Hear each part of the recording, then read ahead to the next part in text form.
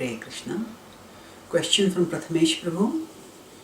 If economic prosperity is proportional to one's karmic credits, then why do we see that people in the West are so prosperous despite doing far more sinful activities than people in India who are relatively doing far less sinful activities because of having some following of Vedic philosophy?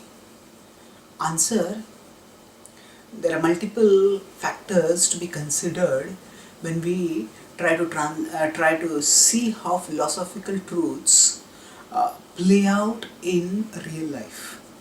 Firstly, the word artha does not simply mean financial prosperity in terms of just finances, in terms of just money. It has multiple meanings. It basically means the availability of abundant material resources for the sake of living in this world. So, more than financial prosperity, artha leads to natural prosperity. In natural prosperity, there's finances also there, but along with that, there is the bounty of nature. There are grains and there are fruits and there are other things which actually contribute to human well-being.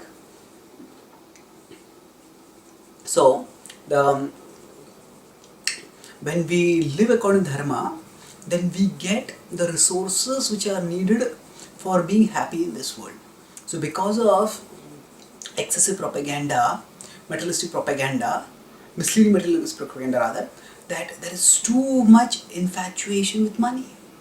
And while money is definitely important, and money is definitely very important, or almost all important for materialists, but even from the material point of view, money alone is not the source of happiness.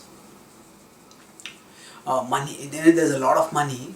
If people are lonely, if people are surrounded by those who are out to get their money, then they may have a lot of wealth, but they are miserable. They're suspicious, they're lonely, they're miserable essentially.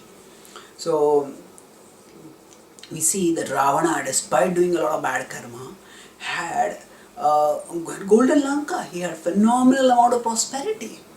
So that reflects that in this lifetime itself, we may not be able to see the immediate correlation between action and reaction. There is individual karma. So I am going to a second point now. The first point is that it's not that artha refers only to financial prosperity, it refers to overall resources needed for material well-being.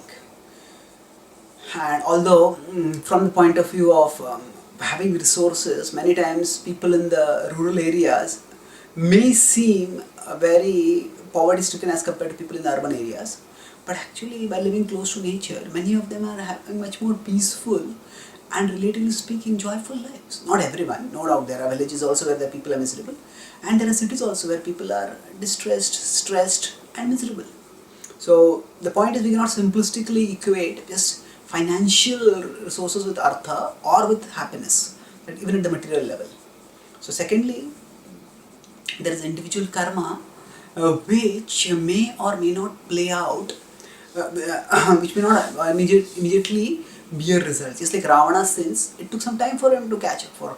For if we see, Ravana was the person who killed an ancestor in the Surya Vamsha. Anaranya was a king who was a king of Ayodhya long before Dashrath. So that means at that time Ravana was in the prime of his youth, and Ravana went around terrorizing and killing people, and he killed Anaranya. And then after that Dashrath came and Ram came, and still at that time Ravana was the king. So this means that Ravana actually was a king of Lanka for a very long time, and he enjoyed for a long time rule over there. So he was doing sinful activities, but he did get prosperity. How is that? That's because there is time lag between action and reaction.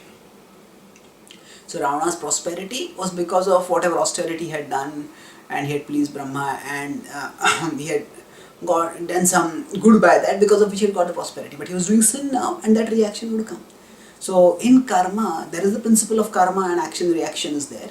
But there is variable time delay between action and reaction. Just as different seeds fructify after different time durations, crop seeds may fructify after a few months, fruit seeds may fructify after a few years, and some trees may fructify after 20, 30, 40 years also.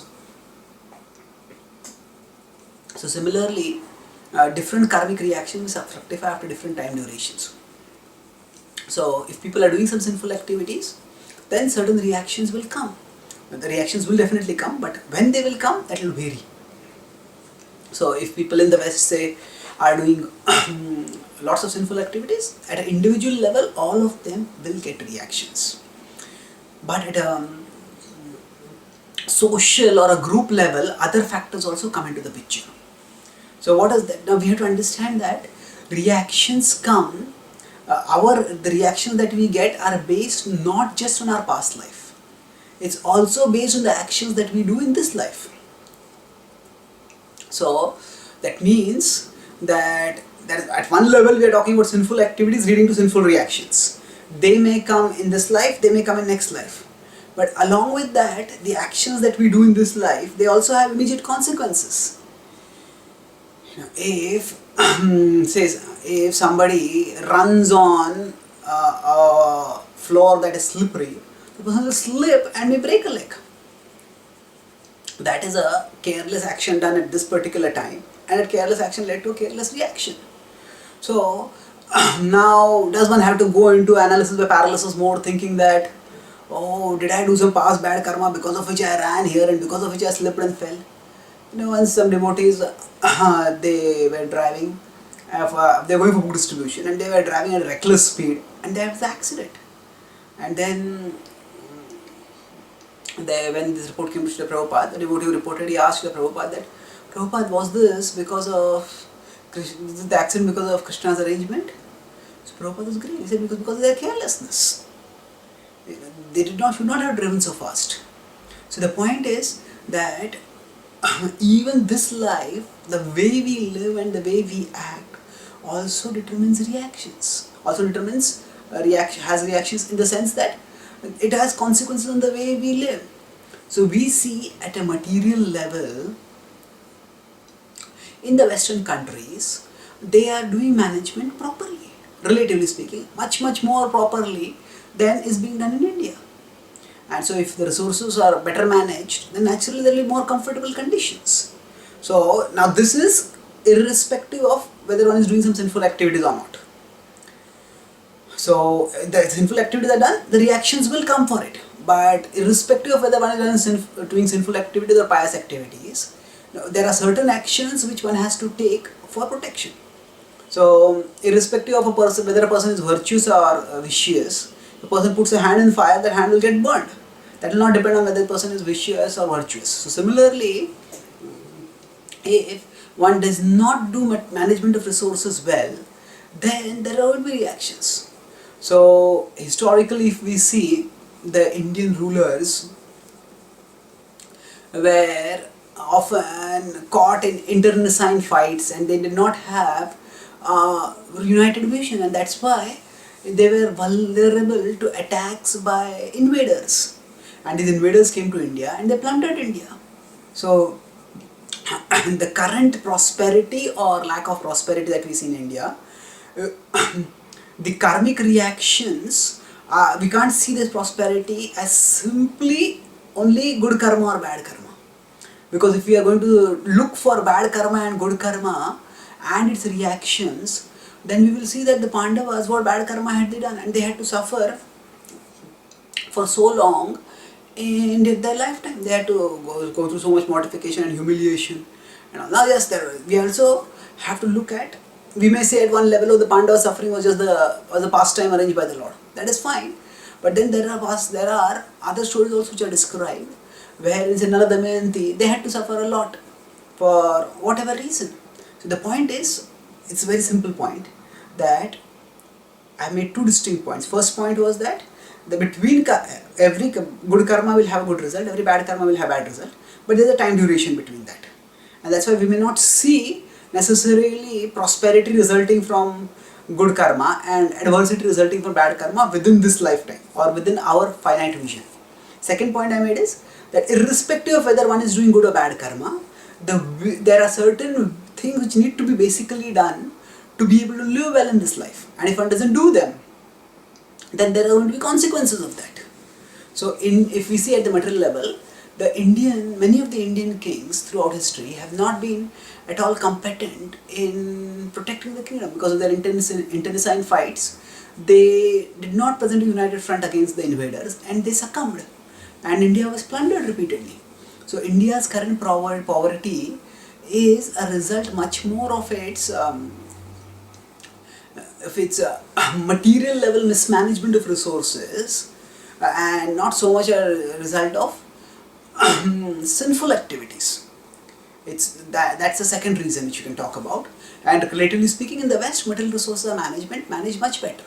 The third reason which we can understand for this is that to whom much is given, much is to be expected. So Indians are given spiritual knowledge, and if Indians don't use the spiritual knowledge for spiritual purposes, and they try to imitate the Western people, or not just West necessarily, the materialism of the West, so then there will be consequences for that also. The fourth point is that we shouldn't stereotype the West simply as filled with sinful people. Yes, we in India often are attracted to the materialistic images or materialistic depictions of the West, whether they be soap operas from the West or the movies from the West or whatever. But even in what we call as the West, especially in America, there are many people who are religious. And there are people who are doing some level of dharma, they are trying to live according to some level of religious morality, not in the sense of which is talked about in the Vedas, but there is some level of some attempt to live according to the word of God. And that also living according to ethics and morality and limiting sinful activities in that way, that also leads to good results. So especially if you look at the West, if you look at America is considered to be in many ways like the leading power in the world in terms of prosperity and political power and other things. So if we see America, the founding people of America were those who were the Protestant who went on the Mayflower and other ships there, and they were actually, because of the Reformation and subsequent wars that happened between the Protestants and the Catholics, and because of which the Protestants were often persecuted. So it's a whole theopolitics is quite complex. But basically, the founding people who came to America, they were in their own way religious people, and they did try to live a religious life, and they had some sense of religious morality. So that's why on one side we have India, where there is so much dharmic knowledge, but still there is imitation of materialism coming from elsewhere. And in the West, although we may like to paint it as stereotypically materialistic, and although there is a lot of materialism, but there is a substantial amount of religion and faith in God, although that may be expressed in ways slightly different from the ways we express faith, but the principle remains the same.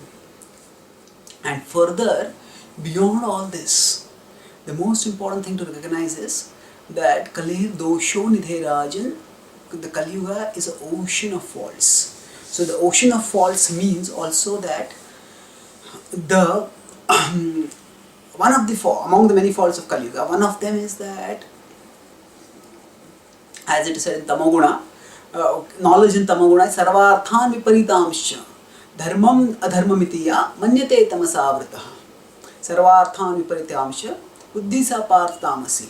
So in the mode of ignorance, one sees one sees adharma to be dharma and dharma to be adharma. In this way, one sees everything the opposite of what it actually is. So we see that in Kali Yuga, it's a time which is kept for people who want to be sinful, who want to go down, who want to engage in largely sinful activities, wholesale sinful activities. And within the cosmic time scale, those souls who are of this mentality, they are allowed a time slot where there is